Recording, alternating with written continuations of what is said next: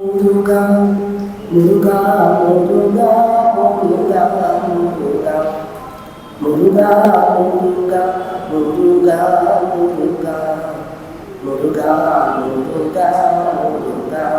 முருகா முருகா முருகா முருகா முருகா வெற்றிவேல் முருகனுக்கு அரோகரா. ஸ்ரீ சத்குருநாத் மகாராஜ் கி ஜெய். இப்போ நம்ம முதல் 3 பாடல்கள் காப்பு செய்யுள், அப்புறம் 20, 21வது பாடல் நம்ம கிட்ட இருக்க இந்த தாள்ல இருக்கு, படிக்கலாம். சேர்ந்து படிக்கலாம் தானே? அடலருணை திருக்கோபுரத்தே அந்த வாயிலுக்கு வடவருங்கில் சென்று கண்டு கொண்டே வருவார் தலையில் தடபடப்படு குட்டுடன் சர்க்கரை முக்கிய கை கடகட கும்ப களிற்று கிளைய களிற்றினையே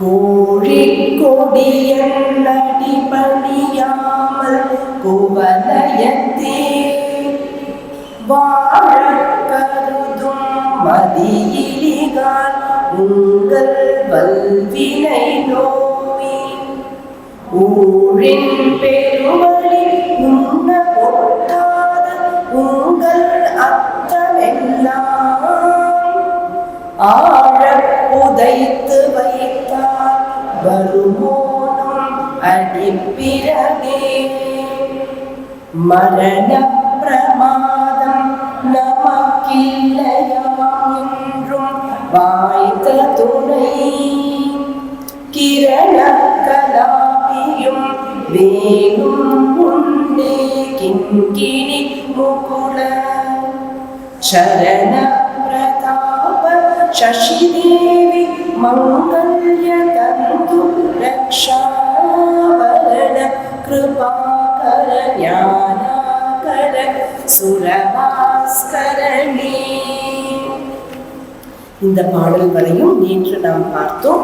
இப்போ நம்ம அதுக்கு அடுத்த பாடல் நான் படிக்கிறேன், நீங்க பின்னாடி ரிப்பீட் பண்ணுங்க. மொய்தாரணி குழல் வல்லியை வேட்டவன்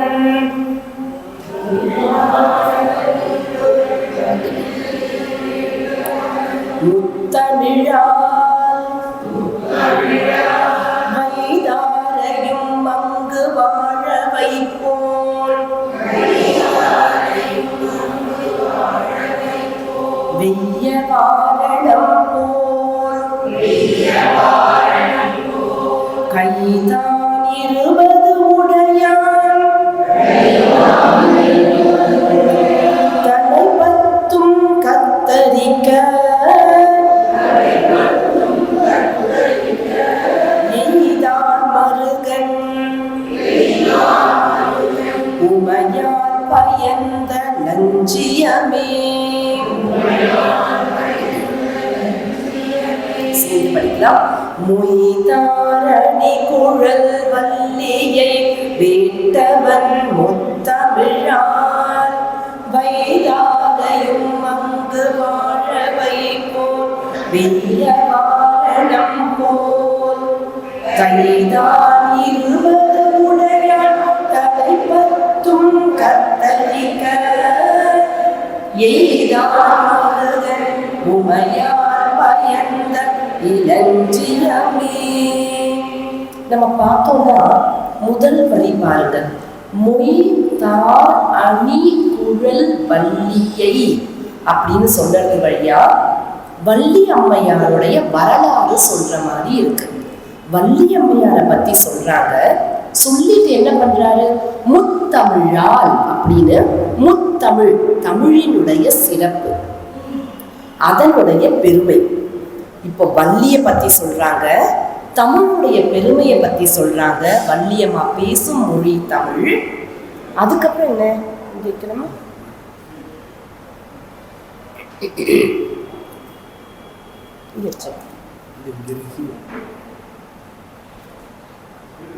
சரி. ஸோ வள்ளி அம்மாவை பற்றி சொல்கிறாங்க, முத்தமிழ் பற்றி சொல்கிறாங்க. அதுக்கப்புறம் இந்த முருகனுக்கு வள்ளி அம்மையை பிடிக்குமா? வேண்டி வேண்டி பின்னாடி போனாராம். முருகனுக்கு வள்ளி அம்மையை பிடிக்கும். வள்ளியம்மை பேசிய மொழி தமிழ் மொழி, அதன் மீது முருகனுக்கு ஒரு தனி விருப்பம். இதை சொல்றாங்க.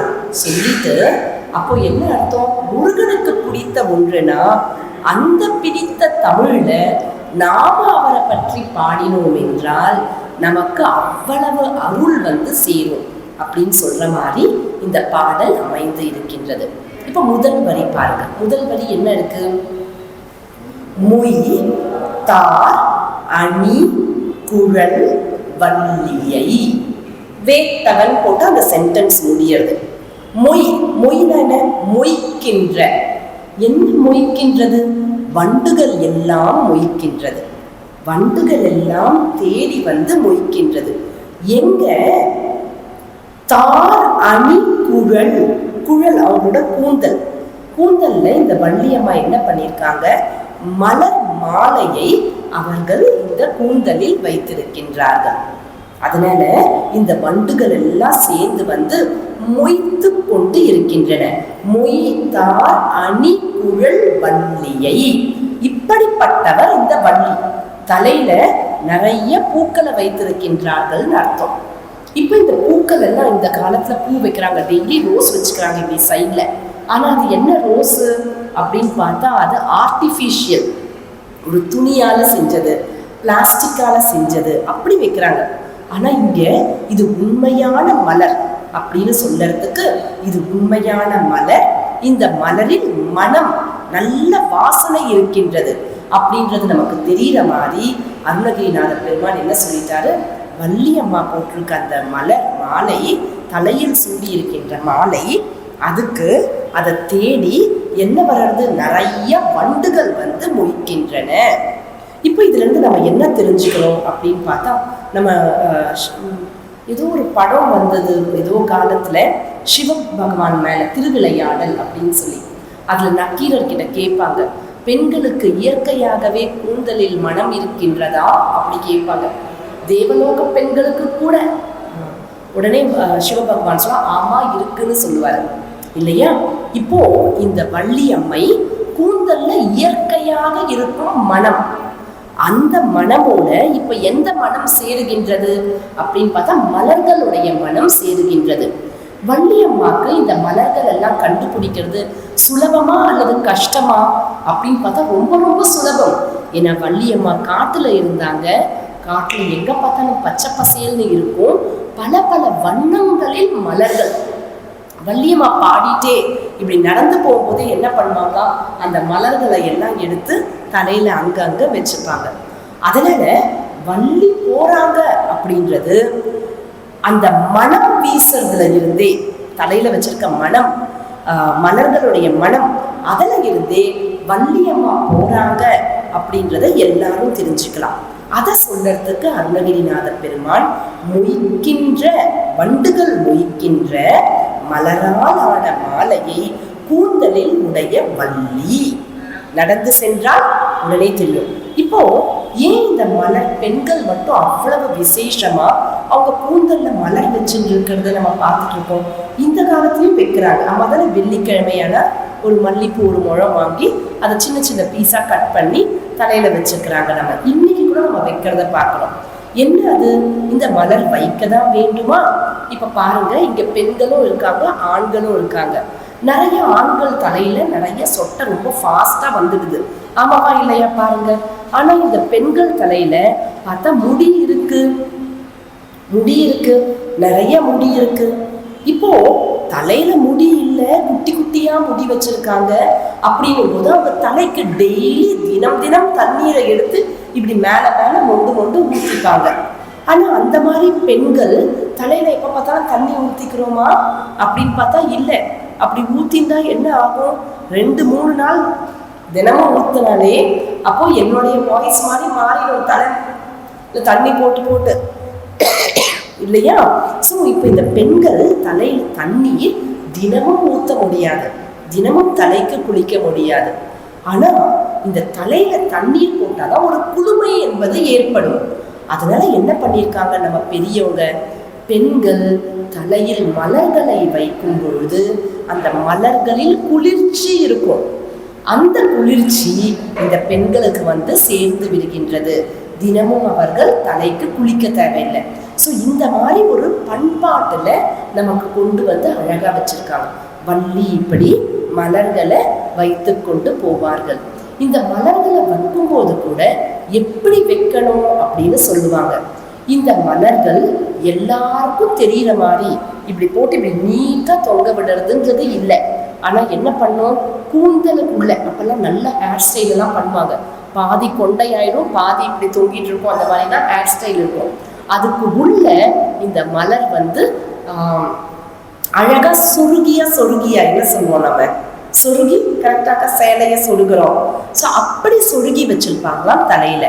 அப்படி இருக்கிற இந்த வள்ளி அம்மை, இப்படிப்பட்ட வள்ளியை வேட்டவன், அடுத்த வார்த்தை பாருங்க, மொய் தார் அணி குழல், அது வரையும் நல்லா வந்துடுச்சு. மொய்க்கின்ற வண்டுகள் மொய்க்கின்ற மலர்களான மாலையை சூடி இருக்கும் வள்ளி, அந்த வள்ளியை வேட்டவன். வேட்டவன்னா என்ன அப்படின்னு பார்த்தா, வேட்டல் என்றால் விரும்புதல் என்று அர்த்தம். வேட்டவன் என்று சொல்லும் பொழுது விரும்பி மனம் முடித்தவன், திருமணம் செய்து கொண்டவன் அப்படின்னு அர்த்தம். இந்த வள்ளியை மிகவும் விரும்பி இந்த முருகப்பெருமான் என்ன பண்ணாரு, வேட்டவன் விரும்பி, அவங்க வேணாம் அப்படி இப்படி நகுந்து போனாலும் முருகப்பெருமான் விடலை. ஏன்னா மனசுல கருணை, அந்த கருணையின் காரணமாக, அன்பு, அதன் காரணமாக வள்ளிக்கு என்ன நல்லது அப்படின்னு பார்த்தாங்க. வள்ளி வேணான்னு சொன்னா கூட, குழந்தை காஃப் சிரப் வேணான்னு சொன்னா கூட, கஷாயம் வேணான்னு சொன்னா கூட, அந்த அம்மா என்ன பண்றாங்க, கஷாயம் எடுத்து அது ஒரு இது என்னது அது சொல்லுவாங்க, இப்படி இருக்குமே பாலாடை, அதில் போட்டு மடியில படுக்க வச்சு அப்படி வாயில போடுறாங்களா இல்லையா? அந்த மாதிரி இங்க முருகப்பெருமான் வள்ளி வேணான்னு சொல்லி போனா கூட விடவே இல்லை, தேடி போய் விரும்பி வள்ளியை திருமணம் செய்து கொண்டார். இப்ப நம்ம இதே இடத்துல முருகப்பெருமான் தேவசேனையும் திருமணம் செய்து கொண்டாங்க. தேவசேனையுடைய திருமணம்னு பார்க்கும்போது திருப்பரங்குன்றம்ல அது நடந்தது. இந்த திருமணம் எப்படி நடந்தது, தேவசேனையோட திருமணம் அப்படின்னு பார்த்தா, முருகப்பெருமான் அந்த சூர சம்ஹாரம் செய்து முடித்த பிறகு இந்திரன் முதலிய தேவர்கள் முருகப்பெருமானுக்கு ஏதாவது நாம ஒரு பரிசாக தர வேண்டும் அப்படின்னு அவங்க நினைக்கிறாங்க. பரிசா என்ன தரலாம் நாம? இந்திரன் முதலியவர்கள் பரிசாக என்ன தரலாம் அப்படின்னு நினைக்கும் பொழுது, இந்திரன் தான் வளர்த்த தெய்வ யானை என்ற அழகிய பெண், அவளை முருகப்பெருமான், அப்கோர்ஸ் தெய்வ யானைகளை கேட்டுட்டுதான் முருகப்பெருமானுக்கு திருமணம் முடித்து வைத்தார். இப்ப இந்த இடத்துல எனக்கு ஒரு நன்றி கடன், நான் ஏதாவது பண்ணணும், இவர் எனக்கு இவ்வளவு பண்ணிருக்காரு, நான் ஏதாவது பண்ணணும் அப்படின்னு சொல்லி தேவர்கள் எல்லாம் ஒன்றாக சேர்ந்து, முனிவர்கள், தேவர்கள், வேத கோஷம், அதுக்கு நடுவுல கிண்ணறர்கள், கந்தர்வர்கள் எல்லாருக்கும் நடுவுல அழகாக அந்த திருமணம் நடந்தது. அந்த திருமணம் என்னன்னா, திருப்பரங்குன்றத்தில் நடந்த தேவசேனையுடன் நம்மளுடைய முருகப்பெருமானுடைய திருமணம். ஆனா இங்க அவங்க கொண்டு கொடுத்தாங்க. இங்க வள்ளி எப்படி அப்படின்னு பார்த்தோம்னா, வள்ளியம்மா முருகன் பின்னாடி வரல. ஆனா என்னைக்கோ ஒரு நாள் வள்ளியம்மா அந்த திணையெல்லாம் வந்திருக்கு, அறுவடை பண்ண உடனே கொண்டு போய் முருகனுக்கு கொடுக்கறது குலத்துடைய ஒரு வழக்கம் அப்படின்னு போயிட்டாங்க.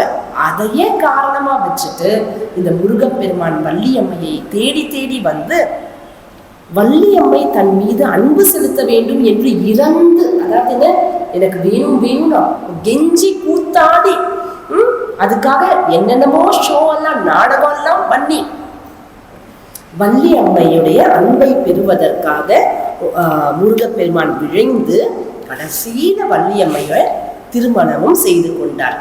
இப்போ இந்த பாடல்ல மொய்த்தார் அணி குழல் வள்ளியை வேட்டவன், இவன் எப்படி முத்தமிழால் வைதாரையும் அங்கு வாழ வைப்போம். இந்த முருகப்பெருமான முத்தமிழால் வைதாரையும், முத்தமிழால யாராவது திட்டாங்களா? திட்டினா கூட கோபப்படாம வாழ வைக்கிறவரா இவரு. யாரு? இந்த முருகப்பெருமான். அப்படின்னா இதுல இருந்து முருகப்பெருமானுக்கு அந்த தமிழின் மீது இருக்கும் அன்பு, காதலானது தெரிகின்றது. சரி, இப்ப முத்தமிழ் அப்படின்னு சொல்றது ஒரு சிறப்பு, தமிழ் மொழிக்கே இருக்கிற ஒரு சிறப்பு. இயல், இசை, நாடகம் அப்படின்னு சொல்லுவோம். இயல் என்றால் இலக்கணம். எப்படி சமஸ்கிருதத்துல ஒவ்வொரு வார்த்தையும் இதனாலதான் இந்த வார்த்தை இந்த மாதிரி அமைஞ்சிருக்கு. இலக்கணம், வியாக்கரணம் என்பது ரொம்ப சரியாக இருக்கின்றது. அதனால அந்த மொழி கம்ப்யூட்டருக்கு பெஸ்ட் லாங்குவேஜ்னு சொல்றாங்க. அந்த மாதிரி வேற ஏதாவது ஒரு மொழி இலக்கணம் எல்லாம் சூப்பரா இருந்து வந்திருக்கு அப்படின்னு பார்த்தோம்னா அது இந்த தமிழ் மொழி. இன்னைக்கு நமக்கு தெரியறதில்லை. அதனால நம்ம தமிழ் என்ன ஒரே ஒரு காதான் இருக்கு, ஒரே ஒரு பாதான் இருக்கு இப்படி எல்லாம் சொல்லுவோம். நம்ம க க க க இப்படி எல்லாம் வடமொழியில இருக்கும் பொழுது தமிழ் மொழியில ஒன்னே ஒண்ணுதானே இருக்கு அப்படின்னு நம்ம சொல்லுவோம். இலக்கணம் மட்டும் நம்ம படிச்சிட்டோம்னா எந்த காவை எப்படி உச்சரிக்கணும் அப்படின்றது நமக்கு ஆட்டோமேட்டிக்கா தெரிய வருமா. ஆனா நம்ம தமிழ் வளர்க்கிறோம்னு சொல்லி தமிழே படிக்காம விட்டுடுறோம் நாம. அந்த மாதிரி இருந்துட்டு இருக்கு. சரி, இந்த இயல், இலக்கணம் மிகவும் அழகாக அமைந்திருக்கும் ஒரு மொழி தமிழ் மொழி. இயல். அடுத்து என்ன? இசை. தமிழ் மொழியில் ராகம், பாடல்கள், இசை அதுவும் ரொம்ப நிறைய வளர்ந்துருக்கு. இப்போ நம்ம யார்கிட்டையாவது, இப்போ நம்ம திருநாட்டில் யார்கிட்டையாவது இப்போ ஒரு குஜராத்தி இருக்காங்கன்னு வைங்க, அவங்க கிட்ட நீங்க முருகன் மேல ஏதாவது பாட்டு பாடுங்க அப்படின்னு சொன்னா முழிப்பாங்க. ஏன்னா அவங்களுக்கு அவ்வளோ பாடல்கள் இருக்காது. அல்ல நான் சிவன் மேல பாடுங்க இருக்காது அவங்க கிட்ட. ரொம்ப கம்மியான பக்தி பாடல்களே இருக்கும். அதுவும் கிருஷ்ணர் அந்த மாதிரி குட்டி குட்டியா சின்னதா இருக்கும். ஆனா தமிழ் மொழியில இசை அப்படின்னு சொல்வது எந்த ஒரு தெய்வத்தை பற்றி எடுத்தாலும் கண்டிப்பாக பாடல் என்பது இருக்கின்றது. இயல், இசை. இசையில இலக்கணமும் சேர்ந்துதான் வந்திருக்கும். இலக்கணம் பிளஸ் அந்த ராகத்தோட சேர்ந்து இருக்கிறத இசைன்னு சொல்றோம். இயல், இசை. மூன்றாவது நாடகம். நாடகம் என்று சொல்லும் பொழுது இயல் அதாவது இலக்கணம், இசை ராகம் மற்றும் புரோஸ் உரைநடை அதுவும் சேர்ந்து ஒரு கலவையாக இருக்கிற நாடகம். இது எல்லாமே ரொம்ப சிறந்து விளங்குவதால் தமிழ் மொழியை சொல்லும் பொழுது முத்தமிழ் அப்படின்னு சொல்லுவாங்க. இப்படி இந்த முத்தமிழால் இந்த முருகப்பெருமான் யாராவது ஒருத்தர் இந்த முத்தமிழால் அதாவது தமிழால அவரை திட்டினா கூட வைதாரையும் பாருங்க, ஓங்காரம் வந்திருக்கு. அப்ப நான் திட்டினா கூட அவரை வாழ வைப்பார். அப்போ நான் திட்டலப்பா, அழகா கந்தர் அலங்காரம் படிக்கிறேன், கந்தர் அனுபூதி படிக்கிறேன், அப்போ என்னை வாழ வைப்பாரா வைக்க மாட்டாரா? கண்டிப்பா வாழ வைப்பார். திற்றவங்களையே வாழ வைக்கிறாருன்னா இந்த முருகப்பெருமான் எப்படிப்பட்டவர்? ஏன் இவர் திற்றவரெல்லாம் வாழ வைக்கிறாருன்னு சொல்றாங்க? யோசனை பண்ணி நம்ம பார்ப்போம். இப்போ நான் பிரயாக்ராஜ் போயிருக்கேன். ஓகே, நான் பிரயாக்ராஜ் போயிருக்கேன். எனக்கு அங்கே எங்கே போகணும், என்ன பண்ணணும் எனக்கு தெரியல. எதுக்காக நான் போனேன்? அந்த கும்பமேளால அமிர்த ஸ்நானம் செய்வதற்காக நான் சென்றிருக்கின்றேன். அந்த ஊரில் எனக்கு அந்த மொழி தெரியல, அந்த ஹிந்தி மொழி எனக்கு தெரியாததால நான் முழிச்சிட்டு இருக்கேன். என்ன பண்ணணும், ஏது பண்ணணும், எங்கே ஸ்டே பண்ணுறதுக்கு அகாமடேஷன் புக் பண்ணியிருக்கேன். ஆனால் அந்த டென்ட்டுக்கு எப்படி போகணும் எனக்கு தெரியல. என் கையில் இருக்குது, என்ன இருக்குது, ஒரு பெட்டி இருக்குது. அந்த பெட்டியில் சக்கரம்லாம் போட்டுருக்கு. அப்போ தானே என்னால் தூக்கிட்டு போக முடியும், இழுத்துட்டு போக முடியும். சக்கரம்லாம் போட்டுட்ருக்க பெட்டி. இந்த பெட்டியை நான் இப்படி இழுத்துட்டே நடக்கிறேன். இப்படி இழுத்துட்டே நடக்கும்பொழுது அந்த பெட்டி யாரோ ஒருத்தர் மேலே இடிச்சிடுச்சு. யாரோ ஒருத்தர் மேலே அந்த பெட்டி இடிச்சிடுச்சு. இடிச்சோடனே அவர் வழியில அந்த தம்பி சொல்றாரு, கண்ணு முன்னு பார்த்துட்டு போறாங்க பாரு, எங்கேயோ கண்ணை வச்சுட்டு போறாங்க அப்படின்னு அவர் என்ன திட்டுறாரு. திட்டினோன்னு எனக்கு என்ன ஆகுறது? கோபமா வருது? இல்லவே இல்லை. அட, உங்களுக்கு தமிழ் தெரியுமா அப்படின்னு உடனே ஆரம்பிச்சிடுறேன். ஏன் எனக்கு இங்க தெரியாத இடம், யாரோ ஒருத்தர் எனக்கு தெரிஞ்ச மொழியில பேசுறாங்க, அவங்க எனக்கு உதவி பண்ண முடியும், நான் உடனே சந்தோஷப்படுறேன். பாருங்க, இங்க திட்டுறாங்க, ஆனா நான் சந்தோஷப்படுறேன். அந்த மாதிரி இங்க முருகப்பெருமானுக்கு தமிழ் மொழி அவ்வளவு விருப்பம். அவருக்கும் தமிழுக்கும் உண்மையில சம்பந்தமே இல்லாம இருந்தது. சம்பந்தம் வருவதற்கு காரணம் என்ன? அந்த மொய் தார் அணி குழல் வைத்திருக்கும் வள்ளி அம்மா தமிழ்ல பேசினாங்க. அதனால இந்த முருகப்பெருமானுக்கு இந்த தமிழை கேட்டாலே அவருக்கு அவ்வளோ சந்தோஷமா. அந்த சந்தோஷத்தால நீ தமிழை திட்டினா கூட அவர் உன்னை வாழ வைப்பார். இன்னொன்னு என்ன, first impression is the best impression சொல்லுவாங்க இல்லையா? முதல்ல நம்ம ஒருத்தர் பார்க்குறோம், first impression is the best impression. அப்படி இந்த முருகப்பெருமான் வள்ளி அம்மையை தேடி வராரு. அவர் வேற வேற ரூபம் எடுத்துட்டு தான் வராரு. ஆனா வள்ளி அம்மா வாயை திறந்து ஒண்ணுமே பேசுறது இல்லை. ஆனந்தம் பாடுவாங்க. அந்த திணை நிலம் இருக்கு பாருங்க, அந்த திணையெல்லாம் பத்திரமா இருக்கணும். குருவி,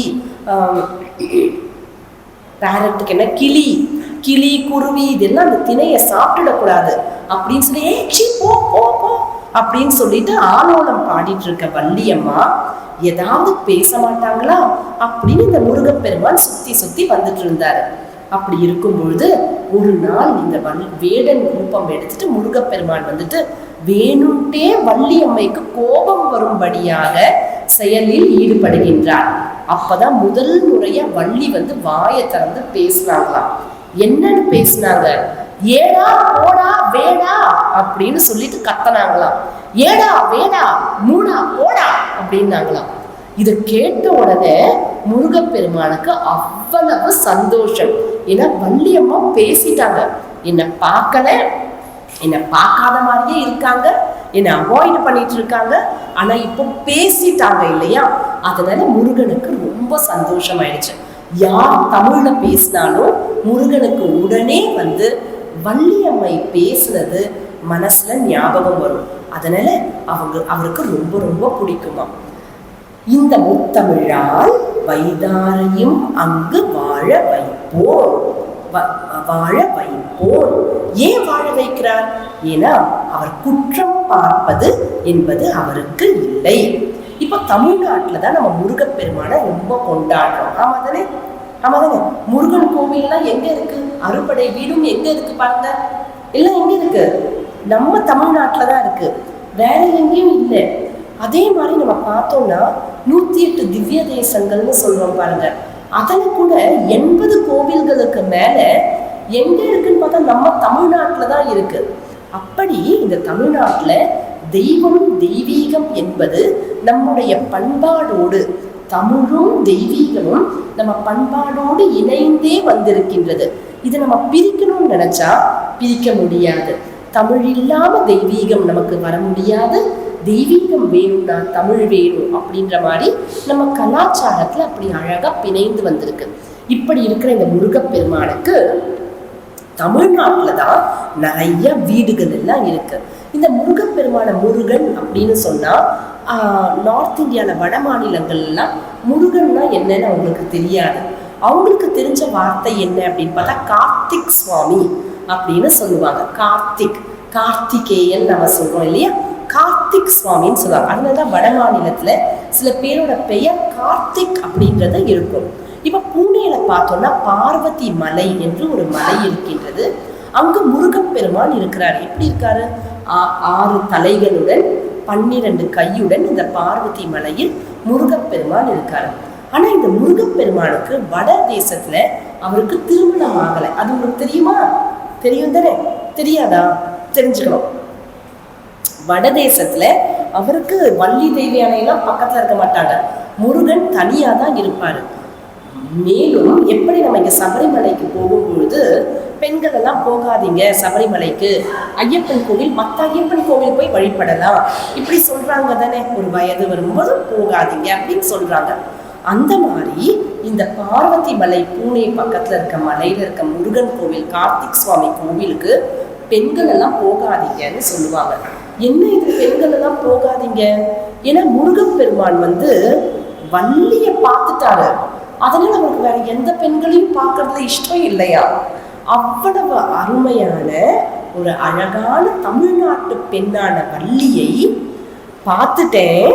அப்போ எனக்கு வேற யாரும் வேணாம், இந்த வள்ளி தான் எனக்கு மனசுல அப்படின்னு சொல்லிட்டு முருகன் அங்க இருக்காரு போல இருக்கு. அதனால பெண்கள் எல்லாம் அங்க வர வேணான்னு சொல்லிடுவாங்க. இப்போ இந்த வள்ளியை பற்றி வரும்பொழுது ஒரு பரிபாடல் இருக்கின்றது. இதுல எப்படின்னா ஒரு சண்டை, அதாவது தேவசேனை, அதாவது திருப்பரங்குன்றம்ல இருக்கிறவங்க வந்து சொல்றாங்க, யார் இருக்காங்க திருப்பரங்குன்றம்ல இப்போ? தேவயானையுடைய திருமணம் இல்லையா? ஸோ அந்த இடத்துல இருக்கிறது யாரு? தேவர்கள் எல்லாம் இருக்கிறாங்க.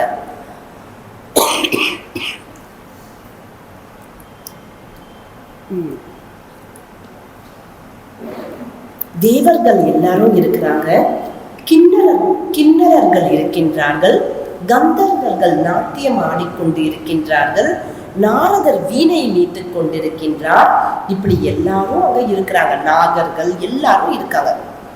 அவங்கெல்லாம் சொல்றாங்க, முருகர் வந்து என்னவர், எங்களுடையவர் அவர்.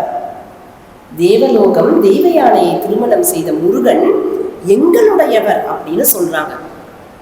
அங்க திருமணம் நடக்கிறது ஓஹோன்னு நடக்கும், வேத கோஷத்தோட பல வாத்தியங்களோட ரொம்ப அழகா நடக்கும். ஆனா இங்க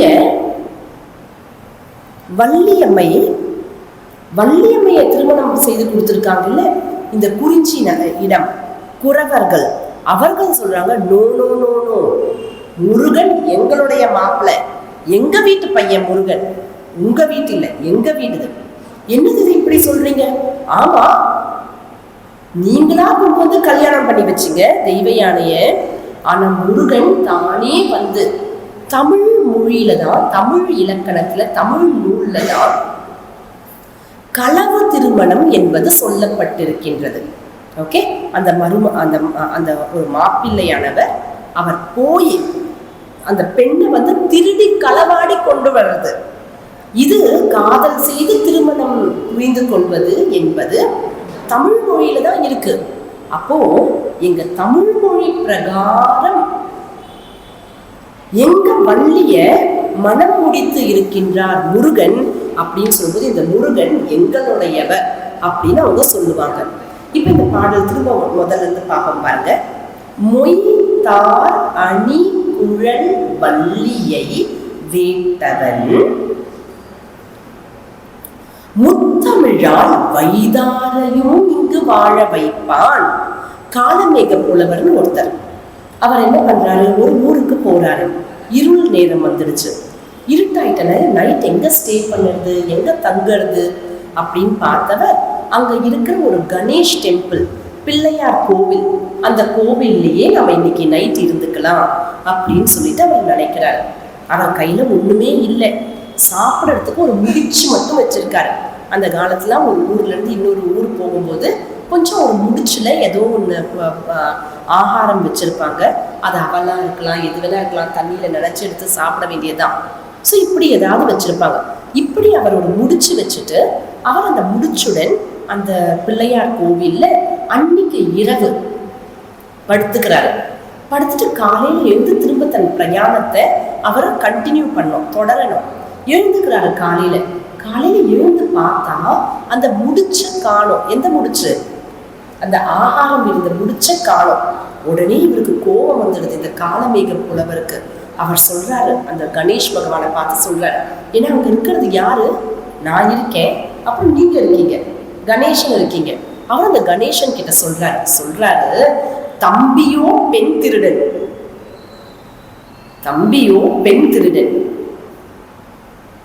தாயாருடன் பிறந்த பம்பனோ நெய் திருடன் மாயன். புரியுதுல்ல? அம்புலியில் மூத்த பிள்ளையாரே முடிச்சவழ்த்தி. இந்த ஃபேமிலியில நைட்டு நேரத்துல இந்த மூத்தவனாக பிறந்திருக்கும் இந்த பிள்ளையாரே முடிச்ச எடுத்துட்டீங்களா? நான் கொம்புல கட்டி வச்சிருந்த முடிச்ச அவிழ்த்துட்டீங்களா? போமோ கோத்திரத்திற்குள்ள குணம், உங்க குடும்பத்துல இருக்கிற இந்த குணம் போகுமா என்ன அப்படின்னு சொல்லி அந்த கணேசனை வந்து திட்டுறாரா. யாரு? நம்முடைய காலமேக புலவர் கணேஷ் பகவானுக்கு ரொம்ப சந்தோஷம் வந்துட்டு, திட்டினதை கேட்டுக்கிறோம், சந்தோஷம் வந்துட்டு அருள் புரிந்தாராம். ஏன்னா யாரெல்லாம் ஞாபகப்படுத்தியிருக்காரு பாருங்க, ஃபேமிலியில் இருக்க மொத்தவங்களையும் ஞாபகப்படுத்திருக்கீங்க அப்படின்ற மாதிரிதான். அந்த மாதிரி இங்க முருகப்பெருமானுக்கு யாராவது தமிழ்ல வைதாலும் கூட அவருக்கு ரொம்ப ரொம்ப சந்தோஷம். இப்போ முருகப்பெருமான் சந்தோஷப்படணும்னா வள்ளி சந்தோஷப்படணும். வள்ளிக்கு எப்போ சந்தோஷம் வரும்? சாதாரணமாக பெண் பிள்ளைகள் இருக்கின்றார்கள், அவங்களுக்கு திருமணம் செய்து கொடுத்துட்டோம்னா அவங்க வீட்டுல அப்பாவை பத்தி பெருமையா பேசினா இந்த பெண்களுக்கு ரொம்ப சந்தோஷமா இருக்குமா. அதனால அருணகிரிநாத பெருமான் யோசிக்கிறாரு, இங்க வள்ளி சந்தோஷப்படணும்னா, வள்ளியோட அப்பாவோட பெருமையை சொல்லணும்னா வள்ளிக்கு சந்தோஷம் தானே. வள்ளி சந்தோஷப்பட்டா முருகன் பெருமானுக்கு சந்தோஷம், அருள் கொடுக்க போறார். அதனால வள்ளியை சந்தோஷப்படுத்துறதுக்காக அடுத்த வரி சொல்றாரு. இப்ப என்ன பண்றாருன்னா, மாமன் அதாவது விஷ்ணு பகவான் அவருடைய புகழ சொல்றாரு. எப்படி சொல்றாரு பாருங்க. வெய்ய வாரணம் போல், ஓகே, முருகனுடைய அன்பு பெறுவதற்காக சொல்றார். வெய்ய வாரணம் போல். வாரணம்னா என்ன? யானை. யானை வெய்யனா ரொம்ப வலிமை உடைய யானை. மதம் பிடித்த யானையை போல். யார் இந்த மாதிரி இருக்கா? மதம் பிடித்த யானையை போல் இருக்கின்றான். இது என்ன மதம்? யானைக்கு மதம்னு சொல்லும் பொழுது காமம் அதிகமாக கட்டுக்கு அடங்காமல் இருக்கும் பொழுது அந்த மதம் அப்படின்னு சொல்ற பழக்கம் இருக்கு. இங்க ராவணன், அவனுக்கு இந்த காமம் மிகவும் அதிகமாக இருக்கின்றது.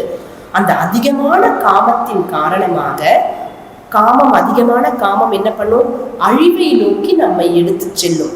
அதனால்தான் கீதையில 2வது அத்தியாயத்துல ஒரு எப்படி லேடர் ஆஃப் ஃபால், எப்படி ஒருத்தர் கீழே விழுறாங்க அப்படின்னு காண்பிக்கும் பொழுது, எப்படி ஒரு ஆசையே கோபமாக மாறி அப்புறம் மனசுல ஞாபகங்கள் இல்லாம கொண்டு இஷ்டத்துக்கு பேசி என்னை அழித்து விடுகின்றது அப்படின்னு சொல்லி 2 ஸ்லோகங்கள் இருக்கின்றது. லேடர் ஆஃப் ஃபால் அப்படின்னு நம்ம சொல்லுவோம்.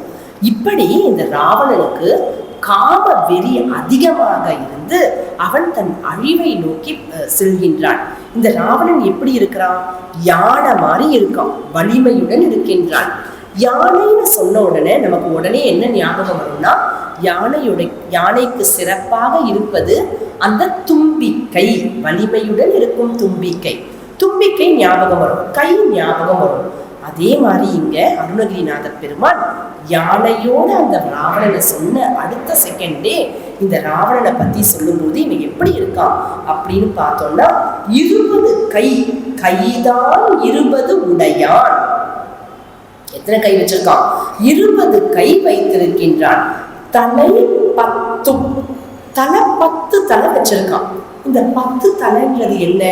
காமம் உள்ள அந்த காமத்தின் காரணமாக பஞ்ச ஞானேந்திரியங்கள், கண், காது, மூக்கு, நாக்கு, தோல் சொல்றது.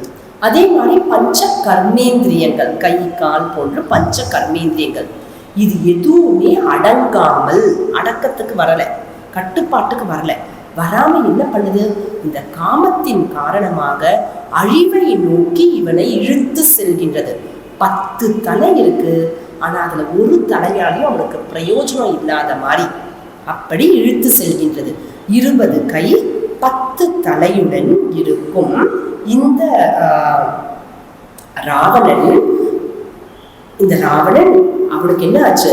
தலை 10 கத்தரிக்க எய்தான். 10 தலையும் கத்திரிக்கோள் வச்சு கட் பண்ற மாதிரி, அவ்வளோ சிம்பிள். கத்தரிக்க எய்தான். எதை எய்தான்? அம்பினை எய்தான். யார் அது? ராமன். அந்த ராமருடைய மருகன், அவருடைய மருமகன் விஷ்ணு பகவானுடைய மருமகன் தான் யாரு? இந்த முருகப்பெருமான். இப்படி தந்தையின் புகழை கூறுகின்றார். ஒரு அம்புதான், ஆனா என்ன ஆச்சு? 10 தலையும் கொய்து எடுத்து விட்டான், கத்தரித்து விட்டார் அப்படின்னு கொண்டு போடுறார். யார் இந்த முருகன்? அந்த ராமருடைய மருகன். அது மட்டும் இல்லை, உமையால் பயந்த இளஞ்சியமே. இந்த மாமான்ற உறவுக்கு காரணம் என்ன அப்படின்னு பார்த்தா தாய் தான். அதனால இந்த தாய் உமையாள், உமையாள் பயந்த இளஞ்சியமே. இப்ப இந்த இளஞ்சியமே நம்ம சொல்லும் பொழுது அருமையானவரேன்ற அர்த்தம் இருக்கு. இன்னொன்று இந்த இளஞ்சியம்னு சொல்லும் பொழுது அது குலம் என்ற அர்த்தமும் இருக்கின்றது. குலத்தில் தோன்றியவனே, சரவண பொய்கை என்ற குலத்தில் தோன்றியவனே, இப்படிப்பட்ட முருகனே. அதனால இந்த பாடல்ல என்ன சொல்றோம், முதல் வரியில வள்ளியுடைய வரலாறு வருகின்றது. அதனால வள்ளியுடைய கணவன், வள்ளியுடைய கணவன் மற்றும் ராமருடைய, ராவணன் ராமர் வருது. அப்போ ராமருடைய மருகன், மருமகன், ராமருடைய மருமகன், மாளுடைய மருமகன் மருகன், பார்வதியின் மகன், உமையாள் மகன். இப்படிப்பட்ட முருகன், இவ்வளவு பெருமையுடைய முருகன் இவரை முத்தமிழால், பாருங்க, முத்தமிழால் வைதாரையும் வாழ வைப்பான். முத்தமிழால் வைதாரையும் வாழ வைப்பான். நான் முத்தமிழால் நான் வாழ்த்துகின்றேன் என்று இருக்கும் பொழுது இன்னும் எனக்கு எவ்வளவு அருள் சேர்ந்து வரப்போகின்றது. அதனால முத்தமிழால் அவரை நாம் வாழ்த்த வேண்டும் என்பது இந்த பாடலுடைய ஒரு கருத்தாக அமைந்திருக்கின்றது. ஒரு வாட்டி இந்த பாடல் பாடிக்கலாமா? நாம பாருங்க, சிம்பிளாக இருக்கு, எவ்வளோ அழகா இருக்கு பாருங்க, எளிமையான தமிழ். அதுவும் பாருங்க, நம்ம பாடல்ல முதல் இதுல போடும்பொழுது பிரிக்காம எழுதியிருக்கோம், ரெண்டாவது முறை போடும்போது பிரிச்சு எழுதியிருக்கோம். ஸோ அந்த பிரிச்சு எழுதுறதை வச்சு நீங்க பார்த்தீங்கன்னா அவ்வளவு எளிமையாக இருக்கின்றதுன்றது நம்மளால சுலபமா புரிஞ்சுக்க முடியும். ஒரு வாட்டி நம்ம படிக்கலாம். 22வது பாடல். முய்தாரணி குழல் வல்லியை வேட்டவன் முத்தமிழால் வைதாரையும் வந்து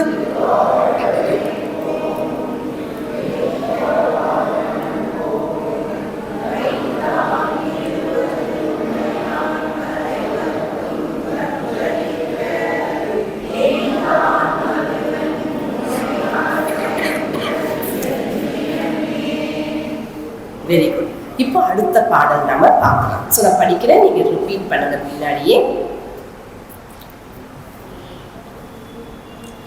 தெய்வ திருமலை செங்கோட்டில் வாழும் செழுஞ்சுடரே, வைத்த வேப்படை வானவனே, மரவேன் உனை நான் ஐவர்க்கு இடம் பெற காலிரண்டு ஒட்டி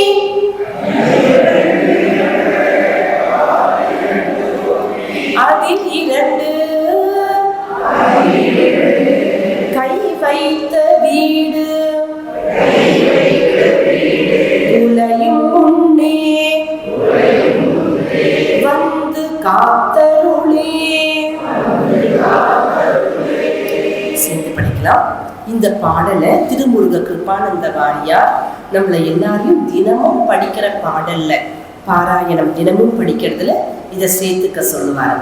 சரி, நம்ம படிக்கலாம் இப்போ இந்த பாடலை.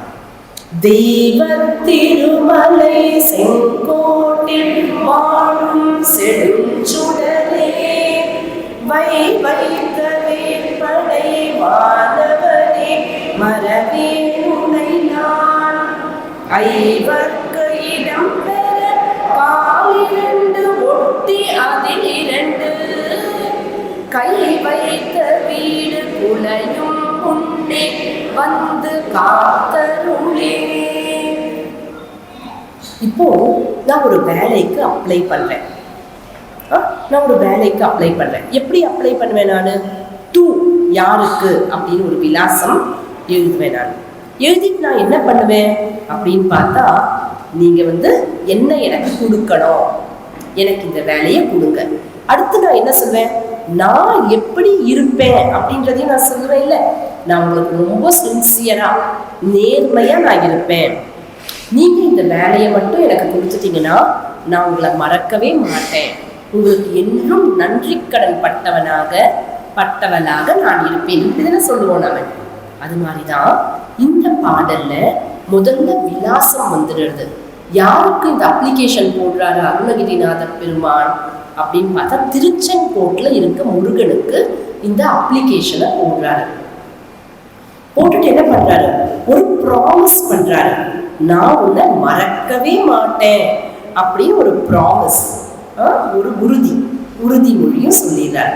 அதுக்கப்புறம் ஒரு வேண்டுகோள், நீங்க என்ன பண்ணணும் அப்படின்னு சொல்லி, கை வைத்த வீடு குலையும் முன்னே வந்து காத்தருளே, என்னை வந்து நீங்கள் காத்து அருள வேண்டும் அப்படின்னு சொல்லி ஒரு வேண்டுகோளும் இங்கு வைக்கின்றார். இப்ப இந்த பாடலை நம்ம பார்க்கலாம். இப்போ இந்த மரணம் என்பது எல்லாருக்கும் வர்றதுதான் இல்லையா, எல்லாருக்கும் வர்றதுதான். இந்த மரணம் எப்படி இருக்கணும் அப்படின்னு சொல்லி சில பேர் சொல்லுவாங்க, வாழ்க்கையெல்லாம் இது ஒண்ணுதாங்க, இருக்கிற வரையும் நல்லா இருங்க, நல்லா சாப்பிடுங்க, நல்லா குடிங்க, நல்லா கடன் வாங்குங்க, நிறைய கடனை திருப்பி கொடுக்காதீங்க. திருப்பி கொடுத்தா கஷ்டம் இல்லையா, கடனை திருப்பி கொடுக்க, கடன் வாங்கி கூட இருந்தா கூட பரவாயில்ல, நிறைய நெய்யெல்லாம் வாங்கி போட்டு நல்லா சாப்பிட்டு நல்லா இருங்க அப்படின்னு சொல்லி சில பேர் சொல்லுவாங்க. ஆனா எல்லாரும் அப்படி சொல்றாங்களா? எந்த ஒண்ணு இருந்தாலும் எல்லாமே ஒரு கண்டினியூட்டி இருக்கு இல்லையா.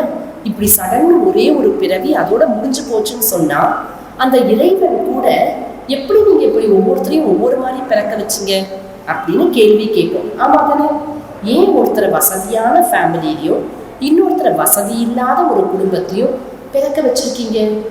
ஏன் ஒருத்தர் ஆரோக்கியத்தோட பிறந்திருக்காங்க, இன்னொருத்தர் ஆரோக்கியம் இல்லாம பிறந்திருக்காங்க? அப்போ இந்த இறைவன் ஒருவேளை ஒரே பிறவிதான் அப்படின்னு நம்ம சொன்னோம்னா இந்த இறைவன் வந்து கொஞ்சம் கூட மூளையை யூஸே பண்ணல. அவர் இஷ்டத்துக்கு என்னென்னமோ பண்ணியிருக்காரு. அவர் மேல நிறைய தப்பு நம்ம சொல்லுவோம். நாம எல்லாமே எதுவுமே முழுமையாக மறைவது என்பது இல்லை. இப்போ இந்த வாட்ச் இருக்கு, இந்த வாட்ச் இங்கிருந்து போயிதுன்னா வேற எங்கேயோ இடத்துல இருக்கு, இங்க இல்லை ஆனா வேற இடத்துல வந்துடுச்சு இல்லையா. இப்போ இந்த நோட்புக் இருக்கு, இந்த நோட்புக் வந்து நோட்புக் அழிஞ்சிடுச்சு ஆனா பேப்பராக வந்து விடுகின்றது. பேப்பர் அழிஞ்ச உடனே என்னமோ ஒன்று கம்போஸ்டா என்னமோ வந்துடுது, எர்த்தா மாறிடுது. ஸோ இப்படி எல்லாமே இருந்து கொண்டிருப்பதை பார்க்கின்றோம். இப்போ இந்த மரணம் அப்படின்னு வரும்பொழுது ஒரு சார்வாக்கா பிலாசபி நம்ம சொன்னோம், அது என்ன, இந்த ஒரு பிறப்பு மட்டும்தான், நீ நல்லா கடன் வாங்கிக்கோ, சந்தோஷமா இரு, எது உனக்கு கஷ்டம் கொடுக்குமோ அதை நீ பண்ணாத, கடன் வாங்கினதை திருப்பி கொடுக்கணும்னா கஷ்டமா இருக்கா, திருப்பி கொடுக்கவே கொடுக்காத, வீடை கூட்டிட்டு வேற எங்கேயாவது போய் செட்டில் ஆயிடு, எல்லா வாட்டியும் வாடகை வீடாக எடுத்துக்கோ, நினைச்ச போது நீ நகர்ந்து போயிடலாம், வாடகையை கொடுக்காத, இப்படி எல்லாம் சொல்றது ஒரு வழி. இன்னொன்று, மரணம் என்பது எப்படி இருக்கணும் அப்படின்னு சில பேர் கேட்பாங்க. எப்படி இருக்கணும்? அப்பா தெய்வமே, நான் இருக்கிற வரையும் என் கை காலெல்லாம் நல்லா வேலை பண்ணும், யாருக்கும் நான் ஒரு சுமையா நான் மாறிடக்கூடாது, எனக்கு உடம்பு சரியில்லாம கஷ்டப்படுறது இந்த மாதிரி எல்லாம் இருக்கக்கூடாது. இப்படி கூட ஒரு பிரேயர் வைப்போம் நாம. அனாயாசேன மரணம் வினா தைன்யேன ஜீவனம் தேஹி மே கிருபையா, ஓ பகவானே கிருபையுடன் கருணையுடன் எனக்கு இந்த மாதிரி ஒரு நிலைமைய நீங்க வந்து தரணும் அப்படின்னு கேட்கறதும் இருக்கு. இங்க அருணகிரிநாத பெருமான் என்ன கேட்கிறாரு அப்படின்னு பார்த்தா, அவர் சொல்றாரு, எனக்கு அனுபூதி வேண்டும். என்ன அனுபூதி வேண்டும்? இறை அனுபூதி வேண்டும். உங்களை நான் அடைய வேண்டும். எப்போ? இந்த உடன் போகிறதுக்கு முன்னாடி நான் உங்களை அடைந்து விட வேண்டும் அப்படின்றதுதான் அவருடைய பிரார்த்தனையா இருக்கு. ஒவ்வொருத்தரும் ஒவ்வொரு பிரார்த்தனை, அவருடைய வேண்டுகோள் இந்த மாதிரி இருக்கு. அவர் சொல்றாரு பாருங்க, இப்போ எந்த இடத்துல இந்த பிரார்த்தனையை வைக்கிறாரு அப்படின்னு பார்த்தா திருச்செங்கோடுல வைக்கிறாரு. இந்த திருச்செங்கோடு அப்படின்ற ஸ்தலமானது ஒரு விசேஷமான ஸ்தலம். திருஞான சம்பந்தர் பல பக்தர்களை அழைத்து கொண்டு திருச்செங்கோடுக்கு போயிருப்பாரு. திருச்செங்கோடுல முக்கியமான தெய்வம் என்ன அப்படின்னு பார்த்தா சிவபகவானோட கோவில் அது. அர்த்தநாரீஸ்வரருடைய கோவில். ஆனா திருச்செங்கோடு எப்படி புகழ் பெற்றிருக்கின்றது அப்படின்னு பார்த்தா முருகன் தான். நம்ம முருகனை தான் அந்த திருச்செங்கோடு கோவில்ல புகழோடு நம்ம பேசுறது முருகனை தான் பேசுறோம். இப்ப இந்த திருச்செங்கோடு கோவிலுக்கு திருஞான சம்பந்தர் பல பக்தர்களுடன் வந்திருப்பாரு. எல்லாருக்கும் என்ன ஆச்சு தெரியல, பயங்கரமா ஸ்டொமக் பெயின், வயிறு வலி, பயங்கரமான வயிறு வலி, எல்லாருக்கும் ஏதோ பிழிஞ்சு பிழிஞ்சு வலிக்கிறது. அப்போ திருஞான சம்பந்தர் என்ன பண்றாரு, ஒரு பதிகம் பாடுறாரு. அந்த பதிகம் பாடின உடனே அந்த மந்திர சக்தி, பதிகத்துடைய சக்தி யார் வாயிலிருந்து வந்திருக்கு, அதுவும் இருக்குதானே, அந்த சக்தியின் காரணமாக இருக்கும் அன்பர்கள் பக்தர்கள் எல்லாருக்கும் அந்த வயிறு வலி அப்படின்ற நோயானது போய்விடுகின்றது. இந்த திருச்செங்கோடு என்பது ஒரு மலை, திருவண்ணாமலை மலை இல்லையா? நம்ம அருணகிரிநாத பெருமான் திருவண்ணாமலை மலை, திருவண்ணாமலையில் இருந்தவர். இவர் நினைக்கிறாரு, விண்ணப்பம் போடுறாரு யாருக்கு, திருச்செங்கோடுல இருக்கிற முருகனுக்கு. இந்த திருச்செங்கோடுன்ற மலை எப்படி இருக்கும்னா, செங்கோடு அப்படின்னா என்ன, ரொம்ப ஸ்டீப்பா இருக்குமா. அதாவது அந்த மலையை நம்ம ஏறணும்னா இப்படி இப்படி ஏற முடியாது. ஆமா சாமி முருகா, அப்பா கடவுளே அப்படின்னு சொல்லி நம்ம முட்டிய காலை பிடிச்சு நம்ம மெதுவா அந்த செங்குத்தான அந்த மலையை நம்ம ஏறுவோம் அப்படின்னு சொல்லுவாங்க. இந்த திருச்செங்கோடு மலை, இங்க இருக்கிற இந்த மலையில அர்த்தநாரீஸ்வரர் பகவான் இருக்காரு. செங்கோட்டு வேலவனை முருகப்பெருமானை இங்கு நினைக்கின்றார். இப்போ இங்க இருக்கிற முருகனுடைய விசேஷம் என்னன்னு பார்த்தோம்னா, எல்லா இடத்துலயும் முருகப்பெருமானுக்கு வேல் ஆயுதம் இருக்கும். ஆனா இந்த வேல் ஆயுதம் தனியா இருக்கும். ஆனா இந்த திருச்செங்கோடு முருகன் அவருடைய அந்த மூர்த்தியிலேயே அந்த வேல் ஆயுதமும் சேர்ந்தே இருக்கும் அந்த மூர்த்தியில். இப்ப இவரை நினைக்கிறாரு, எப்படி நினைக்கிறாருன்னு பாருங்க. இன்னொன்று நம்ம என்னன்னா, இவருக்கு ஒரு வேண்டுதல் வைக்கிறாரு, இல்லை என்னை நீங்க காத்தருள வேண்டும்னு. எப்போ காத்தருள வேண்டும், இந்த வீடு குலையும்னே என்னை காத்தருள வேண்டும்னு. அது நடந்ததா அப்படின்னு பார்க்கும்போது நடந்தது அப்படின்னு சொல்ற மாதிரி கந்தன் அனுபூதி தான் அருணகிரிநாத பெருமான் இறுதியாக எழுதிய பாடல் முருகப்பெருமான் மேல. அந்த கந்தர் அனுபூதிய அருணகிரிநாத பெருமான் எப்படி எழுதினார் அப்படின்னு பார்த்தா, கிளியின் ரூபத்தில் இருந்து எழுதினார் அப்படின்னு சொல்லுவாங்க. கிளியின் ரூபத்திலிருந்து பாடினார். இது என்னது கிளியின் ரூபத்திலிருந்து பாடினார்? அருணகிரிநாத பெருமான் அவருடைய ஸ்தூல சரீரத்தை விட்டுவிட்டார். ஏதோ காரணத்தினால் கிளியின் ரூபத்தில் இருக்கின்றார். திரும்பி பார்க்கும்போது அந்த சரீரத்தை எரிச்சிட்டாங்க. உடனே அருணகிரிநாத பெருமான் கிளியுடைய ரூபத்திலேயே முருகன் கிட்ட உட்கார்ந்துடுறாரு. முருகன் தோல்ல உட்கார்ந்த பின்னாடி முருகன் என்ன சொல்றாரோ, கிளி என்ன சொல்லும், சொன்னதையே சொல்லும் கிளி. அப்படி முருகப்பெருமான் சொன்னதையே சொன்னதாக வருவதுதான் இந்த கந்தர் அனுபூதி. அந்த கந்தர் அனுபூதியில இந்த திருச்செங்கோடு ஸ்தலம் ரொம்ப விசேஷமான ஸ்தலம். கந்தர் அலங்காரத்துல 5 பாடல்களில், மொத்தம் கந்தர் அலங்காரத்துல 108 பாடல் காப்பு செய்யலோட சேர்ந்திருக்கு. 5 பாடல்களில் இந்த திருச்செங்கோடு ஸ்தலமானது வந்திருக்கும். கந்தர் அனுபூதி இறுதியில் எழுதிய அந்த நூல், அதுல எந்த ஸ்தலமும் வரல, ஒரே ஒரு ஸ்தலம் தான் வந்திருக்கு. அது என்னது இது அப்படின்னு பார்த்தா இந்த திருச்செங்கோடு ஸ்தலம்.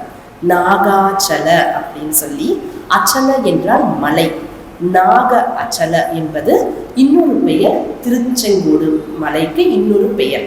ஸோ அது மட்டும்தான் வந்திருக்கும். இப்போ இங்க திருவண்ணாமலையில அந்த மலையில மேல தீபத்தை ஏற்றுவாங்க. அது நமக்கு எல்லாருக்கும் நல்லா தெரியும் இல்லையா? தீபம் ஏற்றுறாங்கல்ல, அந்த மலை மேல தீபம் ஏற்றுறாங்க. இங்க அருணகிரிநாத பெருமான் ஒரு தீபத்தை பார்க்கின்றார். எங்க? திருச்செங்கோடு மலையில. நான் பார்க்கலையே. நீ பார்க்கலனா என்ன, அருணகிரிநாத பெருமான் பார்க்கிறார். இப்போ போட்டோ எடுக்கிறோம் நாம. இப்போ நான் போட்டோ எடுத்தேன்னா நீங்கெல்லாம் இப்போ உட்கார்ந்துருக்க மாதிரி அப்படிதான் தெரிவிங்க. ஆனா அதே இன்னொரு போட்டோ இருக்கு, எக்ஸ்ரே போட்டோ. அதை வச்சு எடுத்தா எப்படி தெரியும்? உள்ள இருக்கிறதெல்லாம் தெரியுமா இல்லையா? தெரியும் இல்லை? அதே மாதிரிதான் என்னுடைய கண்களால என்னால பார்க்க முடியல. ஆனா இந்த மாதிரி பக்தர்கள், ஞானி பக்தர்கள், அவர்களுடைய கண்களால் அவர்கள் பார்த்து சொல்கின்றார்கள். என்ன இருக்காங்க? தெய்வ திருமலை செங்கோட்டில் வாழும் செழுஞ்சுடரே. செழுஞ்சுடரே, செழுஞ்சுடரேனா வெப்பமெல்லாம் கொண்டு வரல, பார்க்கும் பொழுதே நமக்கு ஒரு செழுமையை கொண்டு வரும்படியாக ஒரு அருமையான சுடர் அப்படி தெரிகின்றது. செழுஞ்சுடரே. சரி, ஓகே. சரி, இந்த பார்க்குற இந்த பகவான் செழுஞ்சுடரேன்னு சொல்லும் பொழுது உங்களை பார்க்கறதுக்கு வேற ஒண்ணுமே வேண்டாம், தானாக தெரிபவர், ஸ்வயம் ஜோதி. இப்படி இருக்கிற செழுஞ்சுடரே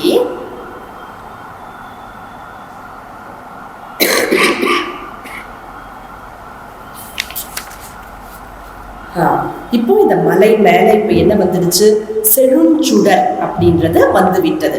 அந்த செழுஞ்சுடரை நன்றாக நான் பார்க்கவில்லை, ஆனால் அருணகிரிநாத பெருமான் நன்றாக பார்க்கின்றார். ஏன் நான் பார்க்கல, ஏன் எனக்கு தெரியல, அருணகிரிநாத பெருமானுக்கு தெரியுது. இப்போ உதாரணத்துக்கு இங்க பின்னாடி நம்மளுடைய சாய்பாபா அவர்கள் இருக்கின்றார்கள், சாய் குரு சாய் இருக்காங்க இல்லையா. இப்ப நீங்க எல்லாரும் பாக்குறீங்க, நான் சொன்னோன்னே பாக்குறீங்க, ஆனா என்னால பார்க்க முடியுமா? முடியாது. ஏன் என்னால பார்க்க முடியாது? நீங்க எல்லாம் அவரை பார்த்த மாதிரி இருக்கீங்க, நான் அவரை பார்த்த மாதிரி அமர்ந்தில்லை. நான் அந்த ராமரை பார்க்கிறேன், சீதை, லக்ஷ்மணன், அனுமன், ராமரை பார்க்கிறேன். நீங்க பாக்குறீங்களா ராமரை? இல்லை. ஏன்னா நீங்க ராமர் கிட்ட இருந்து வேற டைரக்ஷன்ல நீங்க பாக்குறீங்க. இந்த மாதிரி சாதாரண மனிதர்கள் எல்லாம் ஒரு சாதாரண போட்டோ எடுக்கிற மாதிரி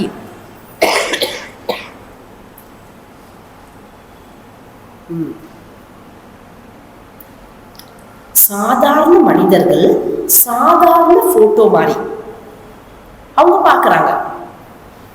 சாதாரண போட்டோ தான் பார்க்க முடியுது. வேற மாதிரி நான் சொல்றேன், வேற மாதிரி சொல்றேன். இப்ப நான் ராமரை பார்க்கிறேன், நீங்க ராமரை பார்க்கல. ஏன்? ஏன்னா நீங்க ராமர்ல இருந்து திரும்பி உட்கார்ந்து இருக்கீங்க. அதே மாதிரி சாதாரண மனிதர்கள் எல்லாம் பொருட்களையே பார்த்து கொண்டு இருக்கின்றார்கள். பொருட்களை பார்ப்பதால் பரம்பொருளை பார்க்காமல் இருக்கின்றார்கள். இப்போ ஒரு வட்டம் வச்சுப்போம், நம்ம வட்டத்துக்கு மத்தி இருக்குதானே, நாம எல்லாம் இந்த வட்டத்தோட சர்க்கம்ஃபரன்ஸ்ல இருக்கோம். நாம எல்லாரும் இருக்கோம். எங்க பார்த்துட்டு இருக்கோம்? வட்டத்தோட சர்க்கம்ஃபரன்ஸ்ல இருந்து வெளியே பார்த்துட்டு இருக்கோம். அப்போ நடு மத்திய நம்மளால பார்க்க முடியுமா? முடியாது. இன்னொன்னு, வட்டத்தோட சர்க்கம்ஃபரன்ஸ்ல இருந்து நம்ம இப்படி நடந்து போயிட்டே இருக்கோம். அப்போ மத்திக்கு கிட்ட நம்ம வர முடியுமா? முடியவே முடியாது. புரியுதா? இது புரியுது இல்லையா? அதே மாதிரி இந்த உலகத்துல நம்ம எல்லாரும் நடு மத்தியில் இருப்பது பரம்பொருள் தான்.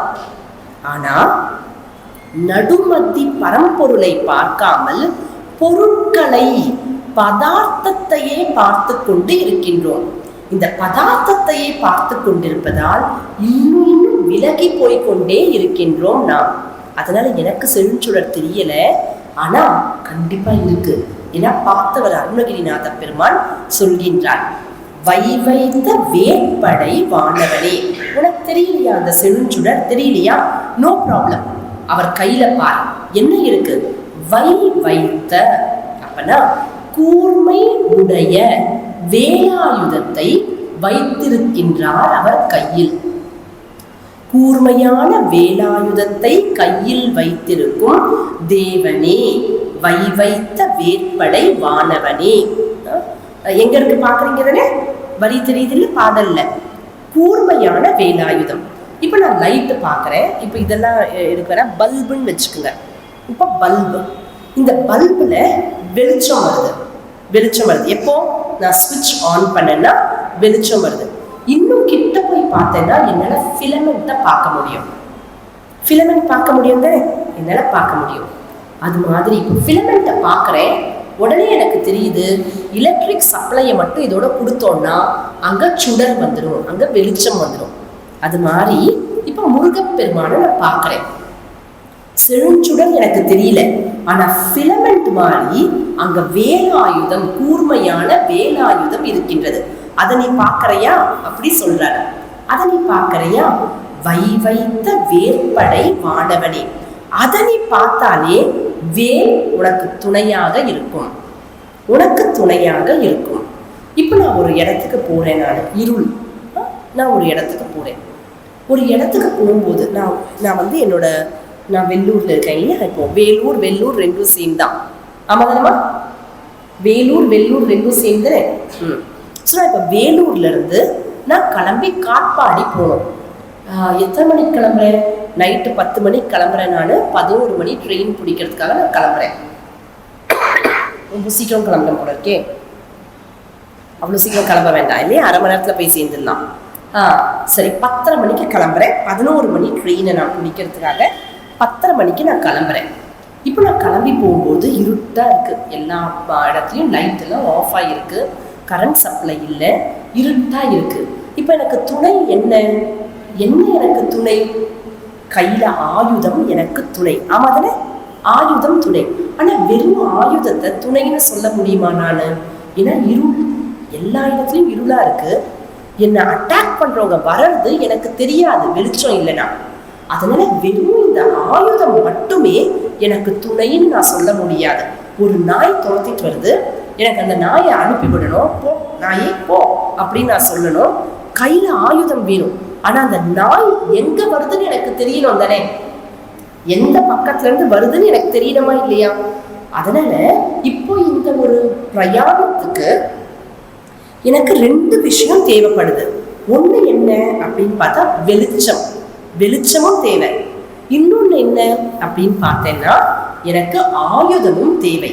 வெளிச்சம் தேவை அந்த விலங்கு வருவதை நான் பார்ப்பதற்கு, எங்கிருந்து வருது அப்படின்னு நான் பார்ப்பதற்கு. ஆயுதம் தேவை அந்த விலங்கை என்னிடமிருந்து அதை விரட்டுறதுக்கு, அதை வந்து தாக்குவதற்கு எனக்கு ஆயுதமும் தேவை. இப்போ இந்த முருகப்பெருமான் கையில என்ன இருக்கு?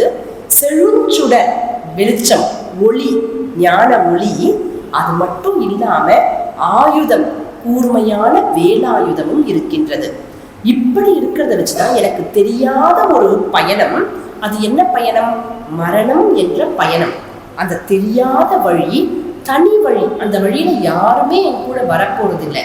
அந்த இடத்துல எனக்கு ஒளியும் வேண்டும், அதே நேரத்தில் எனக்கு ஆயுதமும் வேண்டும். இப்படி இருக்கிற ஒளி மற்றும் ஆயுதம் அந்த முருகப்பெருமானே உங்ககிட்ட இருக்கு. அதனால நீங்க தான் வந்து என்ன காப்பாற்றணும். எப்போ காப்பாற்றணும்? எனக்கு நீங்க வந்து ஒரு வீடு கொடுத்துருக்கீங்க, அது நான் என் வீடுன்னு நினைச்சேன். ஆனா என் வீட்டுல நான் மட்டும் இல்லப்பா, வேற யாரும் வந்து உட்காந்துட்டாங்க அந்த வீட்டுல. ஐவருக்கு இடம் பெற கால் 2 ஒட்டி. இந்த தூணை வந்து கால்னு சொல்லுவாங்க, வீட்டுல போடுற தூணை கால்னு சொல்லுவாங்க. அதாவது இப்படி வருது பாருங்க, இதெல்லாம் கால்.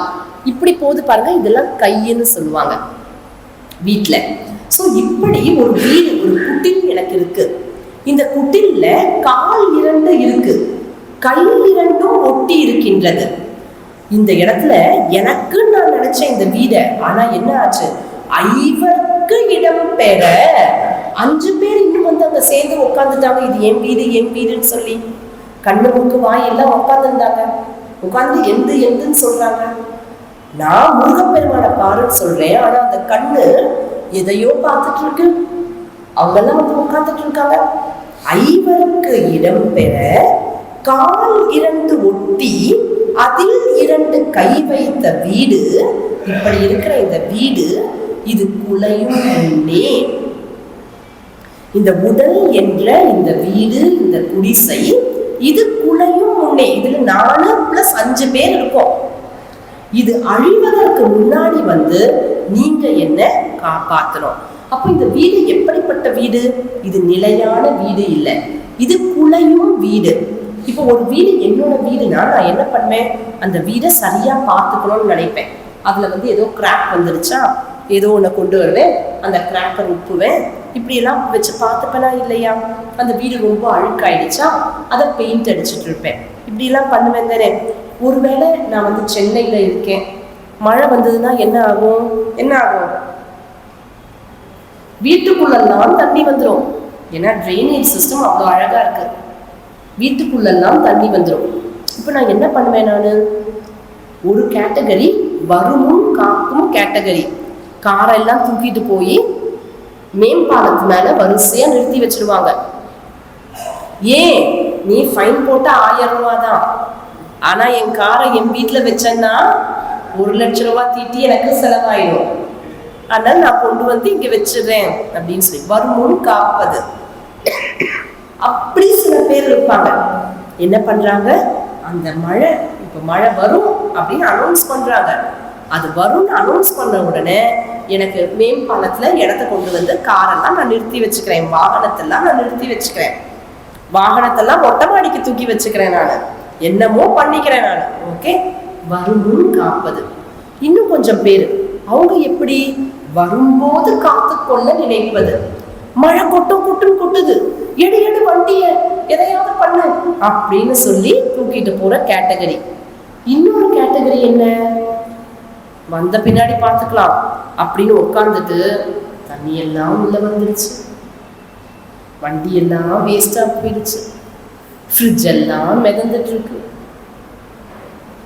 அட முன்னாடியே தூக்கி வச்சிருக்கலாமேப்பா, அதான் அவன் சொல்லிட்டே இருக்கானே மழை வரும், ரெட் அலர்ட் ஆரஞ்சு அலர்ட்னு சொல்லிட்டே இருக்கானே. இப்படி ஒரு கேட்டகரி. நாம என்ன கேட்டகரி அப்படின்னு பார்க்கணும்.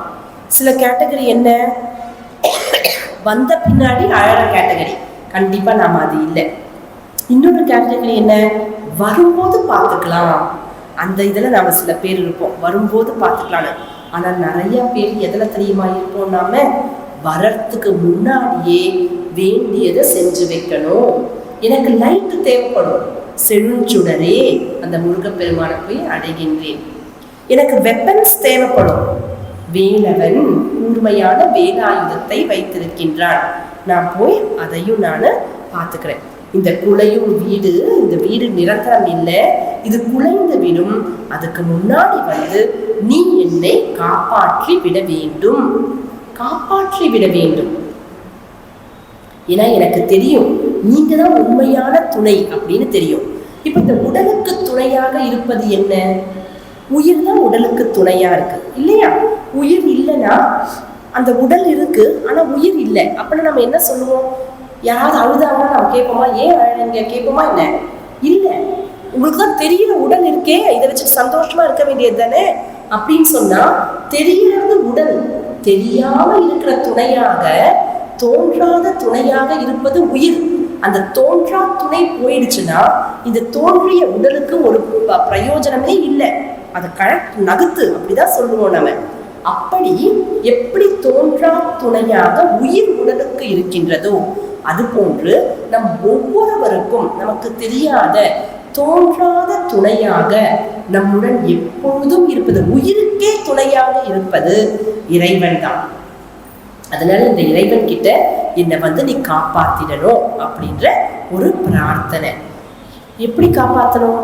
இதை வந்து ஜீவன் முக்தி நிலைன்னு நம்ம சொல்லுவோம் நாம. அதாவது நம்மளுடைய சம்ஸ்காரத்துல, நம்மளுடைய ட்ரெடிஷன்ல நமக்கு ஹெல் ஹெவன், ஸ்வர்க்கம் நரக்கம் இது எல்லாம் உடலை விட்ட பின்னாடிதான் இல்லை, வாழும்போதே ஸ்வர்க்கம் நரகம் இது எல்லாம் நம்ம அனுபவிச்சுட்டு இருக்கோம். அது மட்டும் இல்லை, வாழும் போதே இறை அனுபூதியும் நாம் பெற்றுவிட முடியும். ஜீவன் முக்தன் அப்படின்னு சொல்லுவோம். ஸோ இந்த ஜீவன் முக்தி நிலை எனக்கு வேணும் அப்படின்றதா கேட்டிருக்காரு. சரி, அவர் கேட்டாரு, கிடைச்சதா அவருக்கு? கிடைச்சதா அவருக்கு அப்படின்னு பார்த்தா கிடைச்சது. இவர் வந்து விண்ணப்பம் வச்சார் தானே. என்ன விண்ணப்பம்? அட்ரஸ் என்ன? அட்ரஸ் வந்து தெய்வ திருமலை செங்கோட்டில் வாழும் செழுஞ்சுடரே. அவர் தான் மேனேஜர். தெய்வ திருமலை செங்கோட்டில் இருக்கிற செழுஞ்சுடரே அவர் தான் மேனேஜர். அவருக்கு இன்னொன்று அட்ரஸ் என்ன? வைத்த வேற்படை வானவனே, கூர்மையான வேலாயுதத்தை கையில் வைத்திருக்கும் தேவனே, இதுதான் அவர் அட்ரஸ். அவருக்கு லெட்டர் அனுப்பியாச்சு. வேண்டுகோள் என்ன? விண்ணப்பம் என்ன? எனக்கு வேலை கொடுங்க அப்படின்னு சொல்ற மாதிரி விண்ணப்பம் என்ன? இந்த உடம்பாகிய வீடு இது குலைவதற்கு முன்பு என்னை வந்து நீங்கள் காத்தருள வேண்டும். இந்த வீடு எப்படி இருக்கு? ஐவர் வந்து இங்க உட்கார்ந்துட்டு இருக்காங்க, நீங்க அந்த ஐவர் எடுத்துக்கிறாங்க, டேக் ஓவர் பண்ணிக்கிறாங்க, நீங்க எப்படியாவது என்னை காப்பாற்ற வேண்டும் அப்படின்னு சொல்றாங்க. ஜீவன் முக்தி தர வேண்டும். நான் என்ன உங்களுக்கு ப்ராமிஸ் பண்றேன்? மறவேன் உன்னை நான் உங்களை மறக்கவே மாட்டேன். எப்பவுமே I will remain grateful to you. நன்றி உடையவனாக கிருத்தஜனாக நான் எப்பொழுதும் இருப்பேன். எந்த இடத்துல இந்த அப்ளிகேஷன் போடுறாரு? பிளேஸ் ஆஃப் அப்ளிகேஷன் கீழே எழுதுவோம் தானே, திருச்செங்கோடு பிளேஸ் ஆஃப் அப்ளிகேஷன். சரி, இந்த அப்ளிகேஷன் முருகப்பெருமான் பூர்த்தி பண்ணாரா? பலித்தது. எங்க தெரியும் நமக்கு? திருச்செங்கோடுல விண்ணப்பம் வச்சிருக்காரு. அருணகிரிநாத பெருமான் கடைசியா வந்தது கந்தர் அனுபூதி. அந்த கந்தர் அனுபூதியில அவர் சொல்லும்போது சொல்றார், கடைசி டெக்ஸ்ட் அதுதான். அதுல அவர் சொல்றார், அவர் என்ன சொல்றாருன்னா, இங்க மறவேன் உன்னை நான் சொல்லியிருக்காரு தானே, அந்த கந்தர் அனுபூதியில எந்த அறுபடை வீட்டுல எதுவுமே இல்லை, திருச்செங்கோடு தான் இருக்கு. அதை சொல்லும்போது நாகாச்சல வேலவ நாலு கவி தியாகா சுரலோக சிகாமணியே அப்படின்னு கந்தர் அனுபூதியில வரும். ஸோ அவர் ஞாபகம் வச்சுட்டார், மறவேன் உன்னை நான் அப்படின்னு சொன்னவர் கிளியாகவும் மறக்கவே இல்லை திருச்செங்கோடு முருகனை. அதுக்கப்புறம் என்ன சொல்றாரு? அவர் சொல்றாரு, கூகாயன கிளை கூடி அழ போகா வகை மெய் பொருள் பேசியவா. எல்லாரும் கூகா அப்படின்னு அழறாங்க. அப்படியெல்லாம் அழாத மாதிரி அவங்கெல்லாம் அழாத மாதிரி மரணம் என்பது நான் அடையாமல் என்னை நீ காப்பாற்றினாயே அப்படின்னு சொல்றாரு. அப்பனா என்ன? மரணம் இல்லாத ஒரு பெருவாழ்வு, அதை நீ எனக்கு அளித்து விட்டாய் அப்படின்னு அர்த்தம். ஆச்சா? ஸோ இப்போ பாருங்க, இந்த பாடல் ஃபுல்லா நம்ம படிச்சு பார்க்கலாம் ஒரு முறை.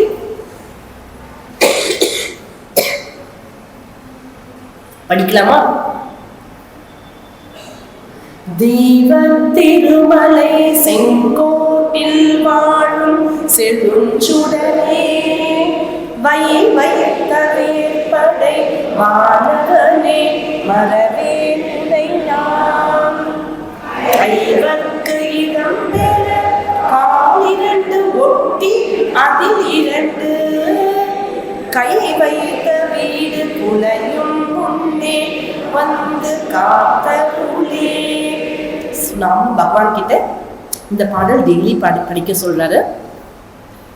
திருமுருகர் கொடுக்கப்பா இந்த வாரியா, நீங்க வந்து என்னை காத்து அருள வேண்டும்.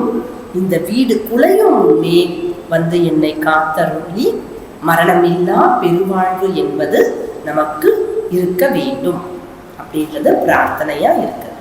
இப்ப நம்ம முருகனுடைய பெயர் சொல்லி இன்றைய செஷனை நிறைவு செய்து கொள்வோம். நிறைவு செய்வதற்கு முன்பு